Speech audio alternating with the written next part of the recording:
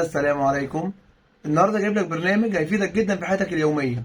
البرنامج اللي بقدمه لك النهارده هيقدر يقدم لك كل الاذكار تقريبا، اذكار الصباح والمساء، اذكار الصلاه، اذكار النوم، الرؤيه الشرعيه، ادعيه قرانيه. كمان برنامج هيشتغل معاك مؤذن على حسب المنطقه اللي انت فيها. كمان البرنامج هيشتغل معاك قران كريم بورد يومي، يعني يعمل لك ورد يومي تقدر تحفظ فيه. كمان البرنامج هيشتغل معاك منبه للورد اليومي، وهيشتغل معاك منبه لاذكار الصباح والمساء، وقراءة سورة الملك وسورة الكهف وسورة البقرة. يعني جايب لك حوالي 4 برامج في برنامج واحد بس. كمان برنامج شغال بشكل مجاني تماما وبدون إعلانات. تعالى أعرفك إزاي تقدر تحمله وإزاي تقدر تشتغل مع البرنامج.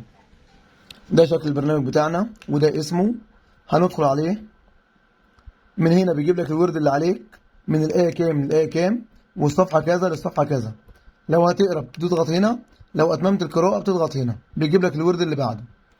تاني حاجة معانا الأذكار، معاه أذكار الصباح والمساء وبعد الصلاة وأذكار المسجد، معاه أدعية قرآنية، الرؤية الشرعية، وكل ده بيجيلك بخط كويس جدا وواضح جدا زي كده. معايا هنا المؤذن بيجيب لك كل مواعيد الصلاة اللي معاك، وبيجيب لك التاريخ هجري وميلادي وباقي قد إيه على الصلاة. معايا هنا القرآن كله. معايا هنا المزيد. من المزيد هنا بينبهك بكل حاجة: قراءة سورة الكهف، سورة الملك، سورة البقرة، بدء ختمة جديدة. معايا هنا منبه لأذكار الصباح، منبه لأذكار المساء، وتقدر تغير مواعيد المنبه من هنا. ومعايا هنا منبه لسورة الملك وسورة البقرة. ومعايا هنا القبلة.